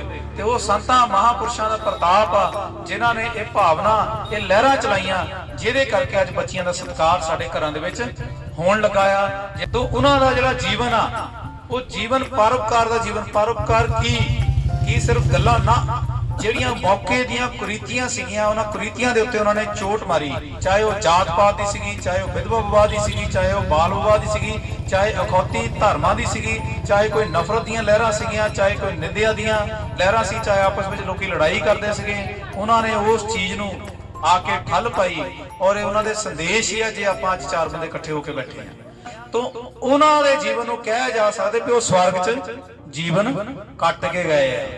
ਜਿਹੜਾ ਸਾਡਾ ਵਿਸ਼ਾ ਸੀ ਉਹ ਸਵਰਗ 'ਚ ਜੀਵਨ ਕੱਟ ਕੇ ਗਏ ਆ, ਕਿੱਲਾਂ ਦੇ ਨਾਲ ਬਿੰਨ ਦਿੱਤਾ ਗਿਆ ਉਹਨਾਂ ਨੂੰ। ਤੇ ਉਹਨਾਂ ਦੇ ਸ਼ਬਦ ਕੀ ਸੀ? ਪਿਆ ਪ੍ਰਮਾਤਮਾ, ਐ ਖੁਦਾ, ਐ ਗੋਡ, ਇਹਨਾਂ ਨੂੰ ਮਾਫ ਕਰ। ਕੀ ਕਰ? ਇਹਨਾਂ ਨੂੰ ਮਾਫ ਕਰ, ਕਿਉਂਕਿ ਇਹਨਾਂ ਨੂੰ ਪਤਾ ਹੀ ਨਹੀਂ ਇਹ ਕਰਦੇ ਕੀ ਆ। ਸਾਨੂੰ ਮਾੜਾ ਜਿਹਾ ਕੋਈ ਇਹ ਕਹਿ ਦੇਵੇ ਤੇ ਅਸੀਂ ਸੱਤੇ ਅਸਮਾਨ ਚੜ ਜਾਂਦੇ ਆ ਤੇ ਮੈਨੂੰ ਮੌਕਾ ਮਿਲੇ ਸੀ ਮੈਂ ਨੁਕਸਾਨ ਕਿੱਦਾਂ ਕਰਨਾ, ਮੈਂ ਕਰਕੇ ਹੀ ਆਉਣਾ, ਮੈਨੂੰ ਤਸੱਲੀ ਨਹੀਂ ਹੋਣੀ ਹੁੰਦੀ। ਤੋ ਸਭ ਤੋਂ ਪਹਿਲਾਂ ਸਵਰਗ ਹੈ ਕਿੱਥੇ? ਇਸ ਧਰਤੀ ਤੇ ਹੀ ਆ, ਇੱਥੇ ਹੀ ਆ। ਬਾਹਰ ਜੇ ਹੁੰਦਾ ਤਾਂ ਅੱਜ ਵਿਗਿਆਨਕ ਲੱਭਦੇ ਪਏ ਆ, ਜਿਹੜੇ ਰੌਕਟ ਚੱਲ ਗਏ ਆ, ਐਡੇ ਮਿਜ਼ਾਈਲਾਂ ਚੱਲ ਗਈਆਂ ਆ, ਉਹਨਾਂ ਨੇ ਪਤਾਲਾਂ ਦੇ ਵਿੱਚ ਚੀਜ਼ਾਂ ਲੱਭ ਲਈਆਂ, ਤਾਂ ਬਾਹਰ ਜੇ ਕੋਈ ਡੇਰਾ ਹੁੰਦਾ ਨਾ ਸਵਰਗ ਵਰਗਾ ਤਾਂ ਲੱਭ ਜਾਣਾ ਸੀਗਾ। ਤਾਂ ਇਸ ਕਰਕੇ ਆਪਣੇ ਮਨ ਨੂੰ ਭ੍ਰਮਿਤ ਨਾ ਕਰੀਏ ਕਿ ਇੱਥੋਂ ਬਾਹਰ ਆ, ਇਹ ਧਰਤੀ ਹੀ ਸਵਰਗ ਆ। ਅਸੀਂ ਵੀ ਇਸ ਧਰਤੀ ਦੇ ਉੱਤੇ ਲੱਭਣਾ ਆ। ਕਿੱਦਾਂ ਲੱਭਣਾ ਆ? ਉਹ ਲੱਭਣ ਦਾ ਮਤਲਬ ਕੀ ਆ? ਲੱਭਣ ਦਾ ਮਤਲਬ ਇਹੀ ਆ, ਸੱਚ ਦਾ ਸੰਦੇਸ਼ ਦੇਣਾ, ਸੱਚ ਦੇ ਨਾਲ ਰਹਿਣਾ ਤੇ ਸਮਾਜਿਕ ਕੁਰੀਤੀਆਂ ਦੇ ਉੱਤੇ ਚੋਟ ਮਾਰਨੀ ਤੇ ਦੁਨੀਆ ਨੂੰ ਪ੍ਰੇਮ ਦਾ ਸੰਦੇਸ਼, ਪ੍ਰੇਮ ਦਾ ਸੰਦੇਸ਼। ਤੋ ਹੁਣ ਸਵਰਗ ਕਿੱਥੇ ਆ? ਧਰਤੀ ਤੇ ਜਿਨ੍ਹਾਂ ਨੇ ਧਰਤੀ ਤੇ ਮਾਣਿਆ, ਹੁਣ ਜਿਹੜੇ ਗਿਆਨ ਸਭਾ 'ਚ ਆਏ ਆ ਉਹ ਦੇਸ਼ਾਂ ਵਿਦੇਸ਼ਾਂ 'ਚ ਵੀ ਜਾ ਕੇ ਦੱਸੂਗੇ ਵੀ ਗਿਆਨ ਸਭਾ ਦਾ, ਮਿਸ਼ਨ ਕੇਤਰੀ ਦੀ ਗਿਆਨ ਸਭਾ ਦਾ ਪਤਾ ਕੀ ਆ, ਭਾਈ ਉੱਥੇ ਚੱਲ ਜਿਓ। ਉਹ ਦੱਸਣਗੇ ਜਿਹੜੇ ਇੱਥੇ ਆਏ ਆ। ਜਿਹੜਾ ਇੱਥੇ ਆਇਆ ਨਹੀਂ ਉਹਨੇ ਗੋਲ ਮੋਲ ਹੀ ਦੱਸਣਾ। ਤੇ ਉਹਨਾਂ ਨੇ ਜੋ ਇੱਥੇ ਸਵਰਗ ਪ੍ਰਾਪਤ ਕੀਤਾ, ਉਹ ਸਵਰਗ ਉਹਨਾਂ ਨੇ ਕਿੱਦਾਂ ਪ੍ਰਾਪਤ ਕੀਤਾ, ਜਾਂ ਸਵਰਗ ਉਹਨਾਂ ਨੇ ਕਿਸ ਚੀਜ਼ ਨੂੰ ਕਿਹਾ ਵੀ ਜਦੋਂ ਇਸ ਕੁਰੀਤੀਆਂ ਨੂੰ ਦੂਰ ਕਰਕੇ ਉਹਨਾਂ ਲੋਕਾਂ ਨੂੰ ਪ੍ਰੇਮ ਦਾ ਸੰਦੇਸ਼ ਦਿੱਤਾ। ਤੇ ਜੇਕਰ ਅੱਜ ਆਪਾਂ ਸਵਰਗ ਦੀ ਪ੍ਰਾਪਤੀ ਕਰਨਾ ਚਾਹੁੰਦੇ ਆ, ਇਹਨੂੰ ਧਿਆਨ ਨਾਲ ਸੁਣਨਾ, ਜੇਕਰ ਅੱਜ ਆਪਾਂ ਸਵਰਗ ਦੀ ਪ੍ਰਾਪਤੀ ਕਰਨਾ ਚਾਹੁੰਦੇ ਆ ਤਾਂ ਸਭ ਤੋਂ ਪਹਿਲਾਂ ਸਾਨੂੰ ਕਿੱਥੋਂ ਸ਼ੁਰੂ ਕਰਨਾ ਪੈਣਾ? ਆਪਣੇ ਆਪ। ਕਿੱਥੋਂ ਸ਼ੁਰੂ ਕਰਨਾ ਪੈਣਾ? ਆਪਣੇ ਆਪ ਤੋਂ ਸ਼ੁਰੂ ਕਰਨਾ ਪੈਣਾ। ਤੇ ਅਸੀਂ ਸਮਾਜ ਦੀਆਂ ਕੁਰੀਤੀਆਂ ਤੇ ਬਾਅਦ ਜਾਈਏ, ਪਹਿਲਾਂ ਆਪਣੀਆਂ ਕੁਰੀਤੀਆਂ ਤੇ ਆਈਏ। ਕਿੱਥੇ ਆਈਏ? ਆਪਣੀਆਂ ਕੁਰੀਤੀਆਂ ਤੇ ਆਈਏ। ਤੇ ਭਾਈ ਮੈਂ ਕੀ ਸੋਚਦਾ ਆ, ਮੇਰੇ ਮਨ ਦੇ ਵਿੱਚ ਕਿੰਨੇ ਕੁ ਨਫ਼ਰਤ ਦੇ ਭਾਵ ਆ, ਕਿੰਨੇ ਕੁ ਪ੍ਰੇਮ ਦੇ ਭਾਵ ਆ, ਮੈਂ ਸਵੇਰੇ ਕਿੰਨੇ ਵਜੇ ਉੱਠਦਾ ਆ, ਮੈਂ ਸਮਾਜ ਨੂੰ, ਆਪਣੇ ਮਾਪਿਓ ਨੂੰ ਕੀ ਦੇ ਰਿਹਾ ਆ। ਠੀਕ ਹੈ ਨਾ? ਜਿੱਦਣ ਤੁਸੀਂ ਆਪਣੇ ਵੱਲ ਨੂੰ ਤੁਰ ਪਏ ਵੀ ਮੇਰੀ ਜ਼ਿੰਮੇਵਾਰੀ ਕੀ ਆ, ਆਪਣੀ ਜ਼ਿੰਮੇਵਾਰੀ, ਆਪਣੀਆਂ ਕੁਰੀਤੀਆਂ ਦੂਰ ਕੀਤੀਆਂ। ਜਿਹੜਾ ਫਾਲਤੂ ਦਾ ਸਮਾਂ ਖਰਾਬ ਕਰਨਾ, ਉਹਨੂੰ ਸਮਾਂ ਖਰਾਬ ਕਰਨ ਨੂੰ ਛੱਡ ਦਈਏ, ਇਹ ਵੀ ਇੱਕ ਕੁਰੀਤੀ ਆ। ਆਪਣੇ ਸਰੀਰ ਦੇ ਵਿੱਚ ਗਲਤ ਚੀਜ਼ਾਂ ਨੂੰ ਪਾਉਣਾ, ਠੀਕ ਹੈ ਨਾ ਜੀ? ਲੋੜ ਤੋਂ ਵੱਧ ਤਲੀਆਂ ਚੀਜ਼ਾਂ ਖਾਈ ਜਾਣਾ, ਲੋੜ ਤੋਂ ਵੱਧ ਮਿੱਠਾ ਪਾਈ ਜਾਣਾ, ਲੋੜ ਤੋਂ ਵੱਧ ਐਕਸੈਸ ਰੂਪ ਦੇ ਵਿੱਚ ਬਾਜ਼ਾਰ ਦੇ ਭੋਜਨ ਪੈਕਟ ਬੰਦ ਆਪਾਂ ਉਧਰ ਨੂੰ ਦੌੜੇ ਰਹਿਣਾ। ਇਹ ਸਾਰੀਆਂ ਚੀਜ਼ਾਂ ਕੀ ਪੈਦਾ ਕਰਦੀਆਂ ਸਰੀਰ 'ਚ? ਕੁਰੀਤੀ। ਤੋ ਆਪਾਂ ਦੂਜੇ ਨੂੰ ਸੰਦੇਸ਼ ਦੇਣ ਤੋਂ ਪਹਿਲਾਂ ਅਸੀਂ ਆਪਣੇ ਸਰੀਰ ਵਾਲੇ ਪਾਸੇ ਨੂੰ ਦੇਖੀਏ। ਆਪਣਾ ਜਿਹੜਾ ਸਰੀਰ ਆ, ਸਾਨੂੰ ਇਹ ਸਭ ਤੋਂ ਵੱਡਾ ਗਿਫਟ ਆ। ਔਰ ਜੇ ਸਵਰਗ ਦਾ ਤੁਸੀਂ ਆਨੰਦ ਮਾਣਨਾ ਚਾਹੁੰਦੇ ਆ ਤਾਂ ਜ਼ਰੂਰੀ ਆ ਵੀ ਤੁਹਾਡਾ ਸਰੀਰ ਤੰਦਰੁਸਤ ਰਹੇ। ਜ਼ਰੂਰੀ ਆ ਸਰੀਰ ਤੰਦਰੁਸਤ ਰਵੇ। ਤੋ ਬਾਹਰਲੀ ਚੀਜ਼ ਤੁਹਾਨੂੰ ਤਦ ਹੀ ਸੁੱਖ ਦਊਗੀ ਜੇ ਤੁਹਾਡੇ ਅੰਦਰ ਸੁੱਖ ਹੈਗਾ ਆ। ਯਾਨੀ ਬਾਹਰੋਂ ਸਵਰਗ ਤੁਹਾਨੂੰ ਤਾਂ ਲੱਭੂਗਾ ਜੇ ਤੁਹਾਡੇ ਅੰਦਰ ਸਵਰਗ ਪੈਦਾ ਹੋ ਚੁੱਕਾ ਆ। ਤੇ ਅੰਦਰ ਸਵਰਗ ਕਿੱਦਾਂ ਪੈਦਾ ਹੋਣਾ? ਆਪਣੀਆਂ ਕੁਰੀਤੀਆਂ ਦੇ ਉੱਤੇ ਕੰਮ ਕਰੋ। ਜੋ ਪ੍ਰੇਮ ਦੇ ਭਾਵ ਆ ਉਹਨਾਂ ਨੂੰ ਪੈਦਾ ਕਰੋ। ਜੋ ਚਿੰਤਾ ਦੇ ਭਾਵ ਆ ਉਹਨਾਂ ਤੋਂ ਨਿਵਰਤ ਹੋਵੋ। ਜੋ ਦੁਈ ਦਵੇਸ਼ ਦੇ ਭਾਵ ਆ ਉਹਨਾਂ ਨੂੰ ਮਨ ਦੇ ਵਿੱਚੋਂ ਕੱਢ ਦਿਓ। ਤੇ ਜਦੋਂ ਤੁਸੀਂ ਆਪਣੇ ਅੰਦਰ ਪ੍ਰੇਮ ਦੇ ਭਾਵ ਪੈਦਾ ਕਰ ਲਏ, ਪ੍ਰੀਤਾਂ ਦੇ ਭਾਵ ਪੈਦਾ ਕਰ ਲਏ, ਇੱਕ ਦੂਜੇ ਨਾਲ ਮਿਲਣ ਦੇ ਭਾਵ ਪੈਦਾ ਕਰ ਲਏ, ਸਭ ਤੋਂ ਵੱਡਾ ਭਾਵ ਇੱਕ ਦੂਜੇ ਨੂੰ ਮਾਫ ਕਰਨ ਦਾ ਭਾਵ ਪੈਦਾ ਕਰ ਲਿਆ। ਚੱਲ ਛੱਡ ਯਾਰ, ਰਿਸ਼ਤਾ ਤਾਂ ਹੈਗਾ ਹੀ ਆ, ਛੱਡੋ ਪਰਾਂ, ਕੋਈ ਗੱਲ ਨਹੀਂ। ਇਹ ਭਾਵ ਜਦੋਂ ਪੈਦਾ ਹੋ ਗਿਆ ਮਾਫੀ ਦਾ, ਕਿਉਂਕਿ ਜਿਨ੍ਹਾਂ ਨੂੰ ਮੰਨਦੇ ਆ ਉਹਨਾਂ ਨੇ ਤਾਂ ਮਾਫੀਆਂ ਦਿੱਤੀਆਂ, ਤੇ ਅਸੀਂ ਕਹਿੰਦੇ ਨਾ, ਜਦੋਂ ਦਾ ਲੱਗਿਆ ਆਪਾਂ ਛੱਡਣਾ ਨਹੀਂ। ਤੋ ਜਿੱਦਣ ਮਾਫੀ ਦਾ ਭਾਵ ਅੰਦਰੋਂ ਪੈਦਾ ਹੋ ਗਿਆ, ਫੋਰਗਿਵਨੈਸ ਅੰਦਰੋਂ ਪੈਦਾ ਹੋ ਗਈ, ਤੁਸੀਂ ਯਕੀਨ ਜਾਣਿਓ ਤੁਹਾਡਾ ਅੰਦਰ ਜਿਹੜਾ ਆ ਉਹ ਸਵਰਗ ਬਣੂਗਾ। ਤੇ ਜਿੱਦਣ ਤੁਹਾਡੇ ਅੰਦਰ ਸਵਰਗ ਦੀ ਪ੍ਰਾਪਤੀ ਤੁਹਾਨੂੰ ਹੋ ਗਈ, ਸ਼ੁੱਧਤਾ ਹੋ ਗਈ ਸਾਰੀਆਂ ਕੁਰੀਤੀਆਂ ਨੂੰ ਦੂਰ ਕਰਕੇ, ਤਾਂ ਤੁਸੀਂ ਯਕੀਨ ਕਰਿਓ ਕਿ ਤੁਹਾਨੂੰ ਬਾਹਰੋਂ ਕਦੀ ਵੀ ਦੁੱਖ ਨਹੀਂ ਪ੍ਰਾਪਤ ਹੋ ਸਕਦਾ। ਬਾਹਰੋਂ ਨਾ ਤੁਹਾਨੂੰ ਬਿਮਾਰੀ ਪ੍ਰਾਪਤ ਹੋ ਸਕਦੀ ਆ, ਨਾ ਤੁਹਾਨੂੰ ਪਰੇਸ਼ਾਨੀ ਪ੍ਰਾਪਤ ਹੋ ਸਕਦੀ ਆ, ਨਾ ਤੁਹਾਨੂੰ ਦੁੱਖ ਪ੍ਰਾਪਤ ਹੋ ਸਕਦਾ ਆ। ਫਿਰ ਮਨ ਦੇ ਵਿੱਚ ਭਾਵ ਨਿਕਲਦੇ ਵੀ ਤੇਰਾ ਭਾਣਾ ਮਿੱਠਾ ਲੱਗੇ, ਕਿ ਜੋ ਤੂੰ ਕਰਦਾ ਆ ਉਹ ਵਧੀਆ ਹੀ ਵਧੀਆ ਆ। ਪਰ ਉਹ ਪ੍ਰਾਪਤ ਕਿੱਥੋਂ ਹੋਣਾ? ਸਾਨੂੰ ਅੰਦਰੋਂ, ਸਾਨੂੰ ਆਪਣੇ ਆਪ ਦੇ ਉੱਤੇ ਕੰਮ ਕਰਨਾ ਪੈਣਾ। ਸਾਨੂੰ ਆਪਣੇ ਆਪ ਤੇ ਕੰਮ ਕਰਨਾ ਪੈਣਾ। ਲਿਸਟ ਬਣਾਈਏ ਕਿ ਮੇਰੀਆਂ ਕੁਰੀਤੀਆਂ ਕੀ ਆ। ਮੈਂ ਸਵੇਰੇ ਲੇਟ ਉੱਠਦਾ, ਮੈਂ ਭੋਜਨ ਐਕਸੈਸ ਖਾਣਾ, ਮਿੱਠਾ ਜ਼ਿਆਦਾ ਖਾਣਾ। ਜੇ ਤੁਸੀਂ ਆਪਣੀਆਂ ਇਹਨਾਂ ਚੀਜ਼ਾਂ ਦੇ ਉੱਤੇ ਕੰਮ ਕਰਨਾ ਸ਼ੁਰੂ ਕਰ ਦਿੱਤਾ, ਲਿਸਟ ਬਣਾ ਕੇ, ਤੁਸੀਂ ਯਕੀਨ ਕਰਿਓ ਜਿੱਦਾਂ ਤੁਹਾਡਾ ਅੰਦਰ ਸਾਫ਼ ਹੋ ਗਿਆ, ਤੁਹਾਨੂੰ ਬਾਹਰਲੇ ਨਜ਼ਾਰੇ ਤਾਂ ਹੀ ਦਿਸਣੇ ਆ। ਹੁਣ ਆਪਾਂ ਇੱਥੇ ਦੇਖਦੇ ਆ, ਸਾਡੇ ਸਾਰੇ ਆਸੇ-ਪਾਸੇ ਹਰਿਆਲੀ ਆ। ਉਹ ਭਾਈ ਇਹ ਹਰਿਆਲੀ ਆਸੇ-ਪਾਸੇ ਤਾਂ ਹੈਗੀ ਆ, ਪਰ ਤੁਹਾਨੂੰ ਸੁੱਖ ਤਾਂ ਦੋ ਜੇ ਅੱਖਾਂ 'ਚ ਰੋਸ਼ਨੀ ਹੈ। ਜੇ ਹੁਣੇ ਸਾਡੀਆਂ ਅੱਖਾਂ ਦੇ ਵਿੱਚ ਕੋਈ ਘੱਟਾ ਪਾ ਦੇਵੇ, ਜੇ ਹੁਣੇ ਸਾਡੀਆਂ ਅੱਖਾਂ 'ਚ ਮਿੱਟੀ ਸਿੱਟ ਦੇਵੇ ਕੋਈ, ਤੇ ਬਾਹਰਲੀ ਹਰਿਆਲੀ ਸਾਨੂੰ ਸੁੱਖ ਦਊ? ਕਦੀ ਵੀ ਨਹੀਂ ਦੇ ਸਕਦੀ। ਅਸੀਂ ਕਹਣਾ ਭਰਾਵਾ ਪਾਣੀ ਲਿਆ ਦੇ, ਹਰਿਆਲੀ ਹਰੂਲੀ ਨੂੰ ਛੱਡ, ਪਹਿਲਾਂ ਮੈਂ ਅੱਖਾਂ ਸਾਫ਼ ਕਰ ਲਵਾਂ। ਇਹਦਾ ਮਤਲਬ ਕੀ ਆ ਵੀ ਬਾਹਰਲਾ ਜਿਹੜਾ ਸੁੱਖ ਆ ਉਹ ਤੁਹਾਨੂੰ ਤਦ ਤੱਕ ਸੁੱਖ ਨਹੀਂ ਦੇ ਸਕਦਾ ਜਦ ਤੱਕ ਤੁਹਾਡੇ ਅੰਦਰ ਸੁੱਖ ਨਹੀਂ ਹੈ। ਤਾਂ ਤੁਹਾਨੂੰ ਬਾਹਰ ਸਵਰਗ ਤਦ ਤੱਕ ਨਹੀਂ ਮਿਲਣਾ ਜਦ ਤੱਕ ਤੁਹਾਡਾ ਅੰਦਰ ਸਵਰਗ ਨਹੀਂ ਹੈ। ਤੋ ਜਿੱਦਾਂ ਸਾਡੀ ਅੱਖ 'ਚ ਕੱਟਾ ਪੈ ਜਾਵੇ ਤਾਂ ਬਾਹਰ ਭਾਵੇਂ ਮੈਂ ਕਹਿੰਦਾ ਪ੍ਰਮਾਤਮਾ ਵੀ ਆ ਜਾਵੇ, ਤੁਸੀਂ ਪ੍ਰਮਾਤਮਾ ਦੇ ਦਰਸ਼ਨਾਂ ਦਾ ਆਨੰਦ ਨਹੀਂ ਲੈ ਸਕਦੇ। ਕਹਿਣਾ ਭਰਾਵਾ ਪਹਿਲਾਂ ਮੈਨੂੰ ਅੱਖਾਂ ਨੂੰ ਪਾਣੀ ਦੇ ਦੇ, ਮੈਂ ਪਹਿਲਾਂ ਅੱਖਾਂ ਸਾਫ਼ ਕਰ ਲਵਾਂ। ਤੇ ਜੇ ਕਿਤੇ ਗਲਤੀ ਨਾਲ ਮਿਰਚਾਂ ਪੈ ਜਾਣ ਫੇਰ ਤਾਂ 2 ਦਿਨ ਅੱਖਾਂ ਹੀ ਨਹੀਂ ਸਾਫ਼ ਹੋਣੀਆਂ। ਤੁਸੀਂ ਫੇਰ ਰੱਬ ਨੂੰ ਪਤਾ ਕੀ ਕਹਿਣਾ ਵੀ ਆ ਰੱਬ ਬੇਨਤੀਆਂ ਦੀ ਗੱਲ ਆ, ਅੱਜ ਦੀਆਂ ਅੱਖਾਂ ਖੁੱਲਦੀਆਂ 2 ਦਿਨ ਤੂੰ ਹੀ ਬਾਅਦ ਚ ਆ ਜੀ, ਮੈਂ ਫੇਰ ਠੀਕ ਹੋ ਜਾਊਂਗਾ। ਠੀਕ ਹੈ, ਰੱਬ ਨੂੰ ਵੀ ਇਦਾਂ ਕਹਿਣਾ। ਜਦ ਤੱਕ ਸਾਡੇ ਅੰਦਰ ਸੁੱਖ ਦੀ ਪ੍ਰਾਪਤੀ ਨਹੀਂ, ਅੰਦਰ ਸਵਰਗ ਦੀ ਪ੍ਰਾਪਤੀ ਨਹੀਂ, ਅੰਦਰ ਦੀਆਂ ਭਾਵਨਾਵਾਂ ਨਹੀਂ ਸਾਡੀਆਂ ਠੀਕ, ਸਾਨੂੰ ਬਾਹਰੋਂ ਕਦੀ ਵੀ ਕੋਈ ਚੀਜ਼ ਠੀਕ ਨਹੀਂ ਮਿਲ ਸਕਦੀ। ਹੁਣ ਬੱਚਿਆਂ ਦੀ ਪੜ੍ਹਾਈ ਦੀ ਗੱਲ ਕਰ ਲਈਏ, ਕਿਤਾਬਾਂ ਤੁਹਾਡੇ ਕੋਲ ਆ, ਤੁਸੀਂ ਵੱਡੀਆਂ ਵੱਡੀਆਂ ਪੋਥੀਆਂ ਲੈ ਕੇ ਘਰ ਰੱਖ ਦਿਓ, ਨਿਆਣੇ ਨੂੰ ਕਿਹਾ ਪੁੱਤ ਰੋਜ਼ ਮੱਥਾ ਟੇਕਣਾ ਇਹਨੂੰ। ਉਹ ਚੰਗੀ ਗੱਲ ਆ ਵੀ ਕਿਤਾਬ ਨੂੰ ਮੱਥਾ ਟੇਕਿਆ, ਪਰ ਕੀ ਇੱਕ ਡਾਕਟਰੀ ਦੀ ਕਿਤਾਬ ਨੂੰ ਮੱਥਾ ਟੇਕ ਟੇਕ ਕੇ ਡਾਕਟਰ ਦੀ ਡਿਗਰੀ ਮਿਲ ਜੂ ਪੁੱਤ? ਕਦੀ ਵੀ ਨਹੀਂ ਮਿਲਣੀ। ਸੋ ਉਹ ਕਰਨਾ ਕੀ ਪੈਣਾ, ਸਾਨੂੰ ਆਪਣੀ ਆਦਤ ਬਦਲਣੀ ਪੈਣੀ ਆ। ਮੱਥਾ ਤਾਂ ਟੇਕਣਾ ਹੀ ਆ, ਕਿਉਂਕਿ ਵਿਦਿਆ ਤਾਂ ਵਿਦਿਆ ਆ, ਪਰ ਮੱਥਾ ਟੇਕਣ ਦਾ ਮਤਲਬ ਕੀ ਆ ਵੀ ਉਹਨੂੰ ਖੋਲ ਕੇ ਪੜ੍ਹਨਾ ਆ।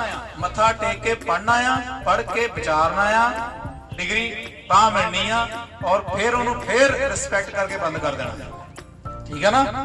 ਤੋ ਜੇ ਇਸ ਬੱਚੇ ਦੇ ਮਨ ਦੇ ਵਿੱਚ ਪੜ੍ਹਨ ਦੀ ਭਾਵਨਾ ਨਹੀਂ ਹੈਗੀ, ਉਹਨੂੰ ਤੁਸੀਂ ਜਿੱਥੇ ਮਰਜ਼ੀ ਟਿਊਸ਼ਨ ਪਾ ਦਿਓ, ਜਿੰਨੀਆਂ ਮਰਜ਼ੀ ਕਿਤਾਬਾਂ ਲੈ ਦਿਓ, ਜਿਹੜੇ ਮਰਜ਼ੀ ਚੰਗੇ ਸਕੂਲ ਦੇ ਵਿੱਚ ਉਹਨੂੰ ਭੇਜ ਦਿਓ, ਉਹਨੇ ਪੜ੍ਹਨਾ ਨਹੀਂ। ਤੇ ਆਪਾਂ ਸਕੂਲ ਹੀ ਬਦਲੀ ਜਾਂਦੇ ਆ। ਕੀ ਬਦਲੀ ਜਾਂਦੇ ਆ? ਸਕੂਲ ਬਦਲੀ ਜਾਂਦੇ ਆ। ਉਹ ਭਾਈ ਸਕੂਲ ਨਾ ਬਦਲੋ ਤਾਂ ਦਿਮਾਗ ਬਦਲੋ। ਜਿੱਦਣ ਉਹਦਾ ਦਿਮਾਗ ਬਦਲ ਗਿਆ ਆ, ਮੈਨੂੰ ਪਤਾ ਪੁਰਾਣੇ ਸਮਿਆਂ ਦੇ ਵਿੱਚ ਸੜਕਾਂ ਦੀ ਰੋਸ਼ਨੀ ਦੇ ਉੱਤੇ ਬਹਿ ਕੇ ਲੋਕੀ IAS ਅਫਸਰ ਵੀ ਬਣੇ ਸਾਡੇ ਹੁਸ਼ਿਆਰਪੁਰ ਤੋਂ ਹੀ।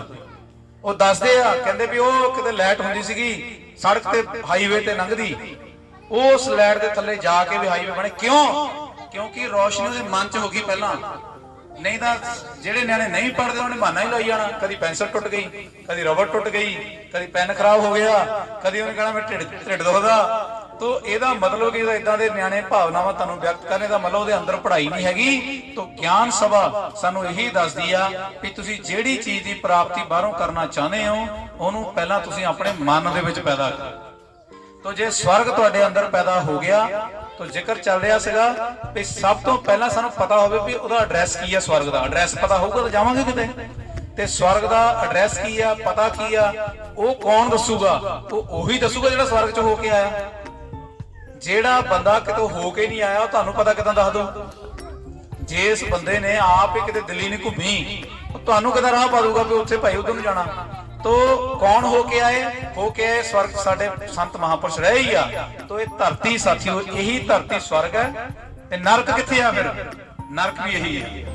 ਜਦੋਂ ਅਸੀਂ ਲੜੀ ਜਾਣਾ, ਝਗੜੀ ਜਾਣਾ, ਭਰਾ ਭਰਾ ਦੀ ਨਹੀਂ ਬਣਦੀ, ਨਫ਼ਰਤ ਮੈਂ ਨਹੀਂ ਕਹਿੰਦਾ ਬਣਾਓ, ਮੈਂ ਸਿਰਫ ਇਹ ਕਹਿੰਦਾ ਵੀ ਆਪਾਂ ਨਫ਼ਰਤ ਨਾ ਰੱਖੀਏ। ਕੋਈ ਮਿਲਦਾ ਠੀਕ ਆ, ਬੋਲਦਾ ਠੀਕ ਆ, ਕੋਈ ਭੈਣ ਮਿਲਦੀ ਠੀਕ ਆ, ਬੋਲਦੀ ਠੀਕ ਆ, ਪਰ ਉਹਨੂੰ ਦਿਮਾਗ ਤੋਂ ਮਾਫ ਕਰ ਦੋ, ਦਿਮਾਗ ਤੇ ਬੋਝ ਨਾ ਰੱਖੋ।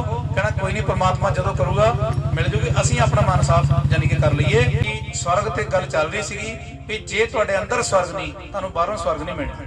ਜੇ ਤੁਹਾਡੇ ਅੰਦਰ ਸਵਰਗ ਆ ਤਾਂ ਤੁਹਾਨੂੰ ਬਾਹਰੋਂ ਸਵਰਗ ਲੱਭਣਾ ਹੀ ਲੱਭਣਾ ਆ। ਜੇ ਤੁਹਾਡੇ ਅੰਦਰ ਨਰਕ ਆ ਤਾਂ ਬਾਹਰੋਂ ਤੁਹਾਨੂੰ ਨਰਕ ਦੀ ਹੀ ਪ੍ਰਾਪਤੀ ਹੋਣੀ ਆ। ਹੁਣ ਬੱਚੇ ਨੇ ਡਾਕਟਰ ਬਣਨਾ, ਮੋਚੀ ਤੋਂ ਜਾ ਕੇ ਪੁੱਛੋਗੇ ਭਾਜੀ ਮੁੰਡੇ ਨੇ ਡਾਕਟਰ ਬਣਨਾ, ਕਿਹੜੀ ਯੂਨੀਵਰਸਿਟੀ ਪੜ੍ਹਾਈਏ? ਉਹ ਦੱਸੂਗਾ ਡਾਕਟਰ ਨਾ ਬਣਾ, ਭੈਣੇ ਨੂੰ ਜੁੱਤੀਆਂ ਕੱਟਣ ਲਾ। ਉਹ ਜੋ ਕਰਦਾ ਉਹੀ ਦੱਸੂ ਵਿਚਾਰਾ। ਠੀਕ ਹੈ, ਜਿਹਦੇ ਪੱਲੇ ਜੋ ਕੁਛ ਹੈਗਾ ਉਹਨੇ ਉਹੀ ਦੇਣਾ ਤੁਹਾਨੂੰ। ਠੀਕ ਹੈ, ਗੱਡੀ ਚਲਾਣੀ ਤੁਸੀਂ ਸਿੱਖਣੀ ਆ, ਪੁੱਛਦੇ ਕਿਉਂ? ਜਿਹੜਾ ਸਾਈਕਲ ਤੋਂ ਨਹੀਂ ਅੱਗੇ ਗਿਆ ਕਦੀ, ਉਹਨੂੰ ਪੁੱਛੋ ਵੀ ਗੱਡੀ ਚਲਾਣੀ ਸਿੱਖਣੀ, ਉਹ ਪਤਾ ਕੀ ਕਹੂਗਾ? ਉਹ ਨਾ ਮੈਂ ਤਾਂ ਰੋਜ਼ ਹੁਸ਼ਿਆਰਪੁਰ ਜਾਂਦਾ, ਰੋਜ਼ ਬੰਦੇ ਮਰੇ ਹੁੰਦੇ ਗੱਡੀਆਂ ਦੇ ਵਿੱਚ। ਦੱਸੋ ਸਾਈਕਲ ਵਾਲਾ ਨਹੀਂ ਮਰਦਾ? ਉਹ ਤੁਹਾਨੂੰ ਏਦਾਂ ਕਹੂਗਾ। ਤੇ ਆਪਾਂ ਜੇ ਉਹਦੀ ਗੱਲ ਮੰਨ ਲਈਏ, ਸਾਰੀ ਜ਼ਿੰਦਗੀ ਆਪਾਂ ਗੱਡੀ ਦੇ ਸੁੱਖ ਤੋਂ ਵਾਂਝੇ ਰਹਿ ਜਾਣੇ। ਤੋ ਜੇ ਗੱਡੀ ਚਲਾਉਣੀ ਸਿੱਖਣੀ, ਜਿਹੜਾ ਗੱਡੀ ਚਲਾਉਂਦਾ ਉਹਨੂੰ ਪੁੱਛੋ ਭਾਈ ਵੀ ਤੂੰ ਗੱਡੀ ਚਲਾਉ, ਉਹ ਦੱਸੂਗਾ ਵੀ ਭੈਣ ਮੀਂਹ ਤੋਂ ਵੀ ਬਚਾਇਆ, ਹਨੇਰੀ ਤੋਂ ਵੀ ਬਚਾਇਆ, ਅੱਖਾਂ 'ਚ ਹਵਾ ਵੀ ਨਹੀਂ ਪੈਂਦੀ, ਇੱਥੋਂ ਆਰਾਮ ਨਾਲ ਗੇਅਰ ਪਾਈਦਾ ਆ, ਉੱਥੇ ਪਹੁੰਚ ਜਾਈਦਾ। ਬਸ ਧਿਆਨ ਇਹ ਰੱਖਣਾ ਵੀ ਆਪਾਂ ਹੌਲੀ ਚਲਾਉਣੀ। ਉਹ ਦੱਸੂਗਾ ਵੀ ਗੱਡੀ ਦੇ ਸੁੱਖ ਕੀ ਆ। ਜਿਹੜਾ ਸਾਈਕਲ ਤੋਂ ਵਿਚਾਰਾ ਅੱਗੇ ਨਹੀਂ ਗਿਆ, ਉਹਨੇ ਤਾਂ ਤੁਹਾਨੂੰ ਪੰਗੇ 'ਚ ਪਾ ਰੱਖਣਾ। ਤੇ ਅਸੀਂ ਸਲਾਹ ਉਹਦੇ ਕੋਲ ਲੈਣੇ ਜਾ ਕੇ, ਜਿਹਨੇ ਆਪ ਕਦੀ ਕੁਛ ਕੀਤਾ ਨਹੀਂ। ਤੋ ਜੇ ਸਵਰਗ ਲੱਭਣਾ ਤਾਂ ਤੁਹਾਨੂੰ ਪਤਾ ਉਹ ਦੱਸਣਗੇ ਜਿਹੜੇ ਆਪ ਉੱਥੇ ਪਹੁੰਚੇ ਆ। ਤੇ ਸਾਨੂੰ ਕੌਣ ਦੱਸਦਾ? ਸਾਡੇ ਸੰਤ ਮਹਾਪੁਰਸ਼, ਕਿਉਂਕਿ ਉਹਨਾਂ ਦਾ ਜੀਵਨ ਸਵਰਗ ਸੀਗਾ। ਤੇ ਉਹਨਾਂ ਨੇ ਕੀਤਾ ਕੀ ਆ?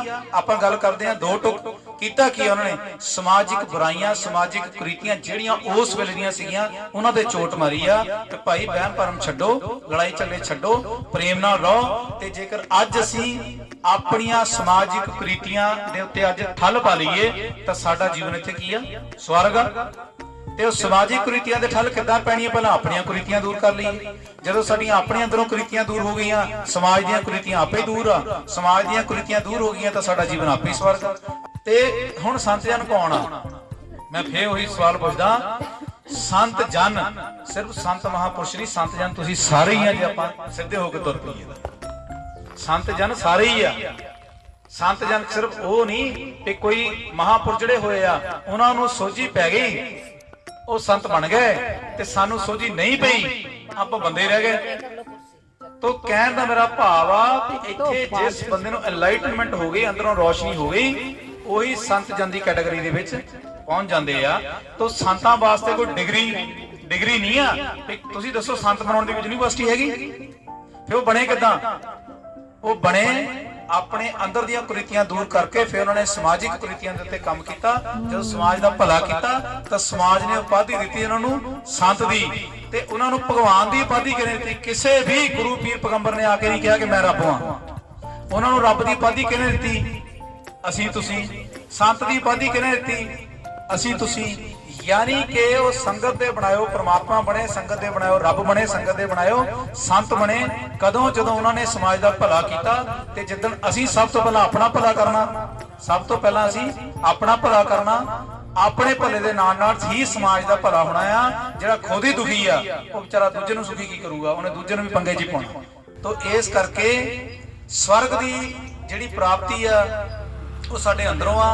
और समाजिक रीतियां अज कीआं है कि ਅੱਜ ਦੀਆਂ ਸਮਾਜਿਕ ਰੀਤੀਆਂ ਗੱਲ ਫੇਰ ਉੱਥੇ ਆ ਜਿਹੜੀ ਡਾਕਟਰ ਸਾਹਿਬ ਦੀ ਘੁਮਾ ਫਰਾ ਕੇ ਸਮਾਜਿਕ ਰੀਤੀਆਂ। ਸਾਡਾ ਨਿਆਣਾ ਜਿਹੜਾ ਅੱਜ ਮੋਬਾਈਲ ਨਹੀਂ ਛੱਡ ਸਕਦਾ।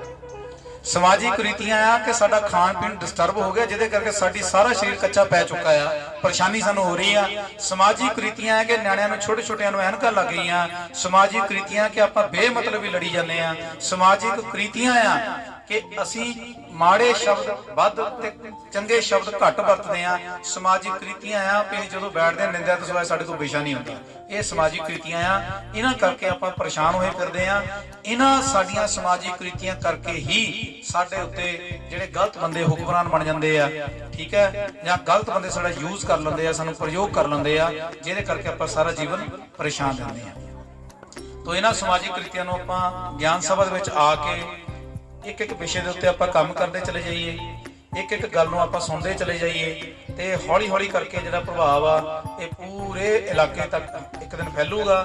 ਤੋਂ ਅੱਜ ਮੈਂ ਥੋੜਾ ਜਿਹਾ ਦੱਸਣਾ ਚਾਹੂੰਗਾ ਕਿ ਜਿਹੜੀ ਅੰਦਰ ਦੀ ਆਪਾਂ ਐਨਲਾਈਟਨਮੈਂਟ ਦੀ ਗੱਲ ਕਰਦੇ ਆ, ਉਹਨੂੰ ਪ੍ਰਾਕਿਰਤਿਕ ਵਿਧੀ ਦੇ ਨਾਲ ਜਿਹੜੇ ਆਪਾਂ ਮਨ ਸ਼ਾਂਤ ਕਰਨ ਦੀ ਗੱਲ ਕਰਦੇ ਆ, ਇੱਕ ਵਿਧੀ ਮੈਂ ਤੁਹਾਨੂੰ ਕਰਾਣੀ ਆ। ਸਾਰੇ ਜਣੇ ਥੋੜਾ ਡਿਸਟੈਂਸ ਬਣਾ ਲਓ। ਡਿਸਟੈਂਸ ਬਣਾ ਲਓ। ਤੁਸੀਂ ਸਿਰਫ ਇਸ ਵਿਧੀ ਨੂੰ 5 ਮਿੰਟ ਬੋਲਣਾ, ਕੁਛ ਨਹੀਂ ਆ, ਠੀਕ ਹੈ ਨਾ ਜੀ? ਕੁਛ ਨਹੀਂ ਬੋਲਣਾ। ਸਾਰੇ ਜਣੇ ਆਪਣੀ ਸਪਾਈਨ ਸਟ੍ਰੇਟ ਕਰ ਲਓ, ਰੀੜ ਸਿੱਧੀ, ਚੌਂਕੜੀ ਮਾਰ ਲਓ। ਬਹੁਤ ਵਧੀਆ, ਚੌਂਕੜੀ ਮਾਰ ਲਓ। ਆਈਜ਼ ਨੂੰ ਕਲੋਜ਼ ਕਰ ਲੈਣਾ ਬੇਟਾ। ਸਾਰੇ ਜਣੇ ਆਈਜ਼ ਨੂੰ ਕਲੋਜ਼, ਅੱਖਾਂ ਬੰਦ, ਰੀੜ ਸਿੱਧੀ। ਕਿਉਂਕਿ ਇਹ ਜਿਹੜਾ ਪੋਸਚਰ ਆ ਸਾਡੇ ਆਲੇ ਦੁਆਲੇ ਜਿਹੜੀ ਊਰਜਾ ਬਿਖਰੀ ਹੋਈ ਆ, ਇਸ ਊਰਜਾ ਦੇ ਨਾਲ ਜੁੜਨ ਦਾ ਸਾਡਾ ਇਹ ਤਰੀਕਾ ਆ। 5 ਮਿੰਟ ਮੈਂ ਤੁਹਾਨੂੰ ਇੱਕ ਯਾਤਰਾ ਕਰਵਾਉਣੀ ਆ, ਔਰ ਉਹ ਯਾਤਰਾ ਇੰਨੀ ਵਧੀਆ ਤੁਹਾਡੇ ਜੀਵਨ ਦੀ ਯਾਤਰਾ ਹੋਣੀ ਆ ਕਿ ਤੁਹਾਨੂੰ ਇਸ 5 ਮਿੰਟ ਦੇ ਵਿੱਚ ਜਿਹੜਾ ਧਿਆਨ ਤੁਹਾਡਾ ਇੱਧਰ ਉੱਧਰ ਨਹੀਂ ਜਾਣਾ। ਲਓ ਜੀ, ਆਈਜ਼ ਕਲੋਜ਼। ਇੱਕ ਲੰਬਾ ਸਾਹ ਲੈਣਾ, ਸਾਹ ਭਰ ਕੇ ਹੌਲੀ ਹੌਲੀ ਛੱਡ ਦੇਣਾ ਜੀ। ਇੱਕ ਹੋਰ ਲੰਬਾ ਸਾਹ ਹੌਲੀ ਹੌਲੀ ਛੱਡ ਦੇਣਾ। ਤੁਸੀਂ ਸ਼ੁਕਰ ਕਰਨਾ ਹੈ, ਧੰਨਵਾਦ ਕਰਨਾ ਹੈ ਕਿ ਤੁਸੀਂ ਇਹ ਸਾਰੀ ਕਾਇਨਾਤ ਪਰਮਾਤਮਾ ਦੀ ਬਣਾਈ ਹੈ, ਕੁਦਰਤ ਦੀ ਬਣਾਈ ਹੈ, ਔਰ ਤੁਸੀਂ ਇਹਦੀ ਗੋਦ ਦੇ ਵਿੱਚ ਬੈਠੇ ਹੋ। ਔਰ ਪਰਮਾਤਮਾ ਦੀ ਕੁਦਰਤ ਦੀ ਗੋਦ 'ਚ ਬੈਠੇ ਤੁਸੀਂ ਆਪਣਾ ਪੂਰਨ ਧਿਆਨ ਆਪਣੇ ਸਿਰ ਵਾਲੇ ਪਾਸੇ ਲੈ ਜਾਣਾ। अपना पूरा ध्यान अपने सिर ते ले जाओ। ध्यान पूरा सिर ते, ध्यान पूरा सिर ते, और महसूस करना है सिर शांत हो रहा है, सिर ढिला पै रहा है, सिर शांत हो चुका है, सिर ढिला पै चुका है। इसे तरीके नाल अपना पूर्ण ध्यान अपने मत्थे दे उत्ते ले जाना है और मत्थे तो त्यूड़ियां नूं गायब होंदे देखना है। मत्था शांत हो रहा है, मत्था ढिला पै रहा है, मत्था आनंदमई हो चुका है। तुसी ध्यान देवो कि हौली हौली तुहाडे चेहरे दे भाव शांत हो रहे हैं। चेहरे दे उत्ते जो तनाव जो साडे त्यूड़ियां पईयां हन वो हौली हौली ढिलियां पै रहीआं हन, शांत हो रहीआं हन। चेहरा शांत हो चुका है। आराम दे नाल इस सिर दी, मत्थे दी ते चेहरे दी शांति नूं महसूस करना है और इस नूं महसूस करदे करदे तुसी मेरे नाल एक छोटी जी यात्रा करनी है और इस यात्रा दे उत्ते तुसी अपने आप को महसूस करो कि तुसी एक लंबे चो दे कंढे ते खड़े हो।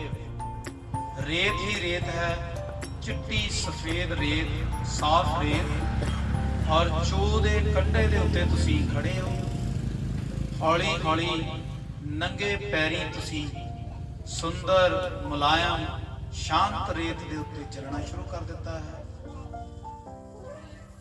पैरां दे नाल रेत नूं महसूस करना है, पैरां दे नाल रेत नूं महसूस करना है और रेत ते चलदे चलदे चलदे चलदे चलदे चलदे चलदे चलदे अगे पानी चल रहा है हल्का हल्का, ਉਹਦੇ ਚੋਂ ਭਾਫ ਨਿਕਲ ਰਹੀ ਹੈ ਕੋਸੀ ਕੋਸੀ। ਤੁਸੀਂ ਉੱਥੇ ਬੈਠੇ ਭਾਫ ਵਾਲੇ ਕੋਸੇ ਪਾਣੀ 'ਚ ਆਪਣੇ ਦੋਨੇ ਪੈਰ ਰੱਖ ਦੇਣੇ ਹੈ। ਆਈਜ਼ ਕਲੋਜ਼ ਕਰਕੇ ਇਹਨਾਂ ਨੂੰ ਮਹਿਸੂਸ ਕਰਨਾ ਹੈ। ਕੋਸੇ ਪਾਣੀ ਦੇ ਵਿੱਚ ਆਪਣੇ ਪੈਰ ਰੱਖਣੇ ਹਨ ਔਰ ਮਹਿਸੂਸ ਕਰਨਾ ਹੈ ਕਿ ਕਿੰਨਾ ਕੋਸਾ ਪਾਣੀ ਤੁਹਾਡੇ ਪੈਰਾਂ ਨੂੰ ਛੂਹਦਾ ਹੋਇਆ, ਬਿਲਕੁਲ ਸ਼ਾਂਤ ਕਰਦਾ ਹੋਇਆ, मन खुश ਹੁੰਦਾ ਹੋਇਆ ਉੱਪਰੋਂ ਦੀ ਵਗ ਰਿਹਾ ਹੈ। ਤੁਸੀਂ ਵਗਦੇ ਪਾਣੀ ਨੂੰ ਆਪਣੀ ਅੱਖਾਂ ਦੇ ਨਾਲ ਵੇਖ ਰਹੇ ਹੋ। ਤੁਸੀਂ ਇੱਥੋਂ ਉੱਠੇ, ਪਾਣੀ ਦੇ ਵਿੱਚ ਛਪ ਛਪ ਛਪ ਪੈਰ ਰੱਖਦੇ ਅੱਗੇ ਚੱਲਦੇ ਚਲੇ ਗਏ, ਅੱਗੇ ਚੱਲਦੇ ਚਲੇ ਗਏ ਔਰ ਚਲਦੇ ਚਲਦੇ ਕਿਉਂਕਿ ਪੈਰ ਗਿੱਲੇ ਸਨ ਇਸ ਕਰਕੇ ਉਹਨਾਂ ਦੇ ਨਾਲ रेत चिपकनी शुरू हो गई। रेता दे विच चलदे चलदे अगे सुंदर हरा घाह दा बहुत बड़ा जिहड़ा मैदान है वो आ चुका है। घाह दे मैदान दे विच पहुंचदे ही जदों तुसीं पोले पोले रूह वर्गे घाह दे उत्ते चलना शुरू कीता तां पैरां दे नाल जो रेता सी वो बिल्कुल साफ हो गई। अगे बेंच लगा होया है, तुसी उस बेंच के ऊपर जाके रीढ़ सीधी, कंधे सीधे आराम दे नाल विराजमान हो जाना है। दिसंबर का महीना है और दूर सूरज की हल्की हल्की धुप जिहड़ी है तुहानूं निੱਘਾ महसूस करवा रही है, तुहानूं निੱਘਾ महसूस करवा रही है। पूरा शरीर शांत हो चुका है, ढिला पै चुका है, आनंद च आ चुका है। तुसी कल्ली कल्ली चीज नूं हवा तुहानूं टच करके अगे जा रही है, तुसी उस नूं महसूस कर रहे हो। आसे पासे चिड़ियां दी चहचहाट तुहाडे कन्नां दे विच पै रही है। दूर पानी दियां वगदियां छल्लां तुहाडे ਕੰਨਾਂ ਦੇ ਵਿੱਚ ਸੰਗੀਤ ਪੈਦਾ ਕਰ ਰਹੀਆਂ ਹਨ ਔਰ ਤੁਸੀਂ ਬਿਲਕੁਲ ਸ਼ਾਂਤਮਈ ਤਰੀਕੇ ਦੇ ਨਾਲ ਚੈਨ ਦੇ ਨਾਲ ਆਪਣੇ ਸਰੀਰ ਨੂੰ ਚੈਨ ਮਹਿਸੂਸ ਕਰਵਾਉਂਦੇ ਹੋਏ ਇਸ ਬੈਂਚ ਦੇ ਉੱਤੇ ਬੈਠੇ ਹੋ। ਬਿਲਕੁਲ ਸ਼ਾਂਤ, ਬਿਲਕੁਲ ਸ਼ਾਂਤ, शिथिल, बिल्कुल शांत।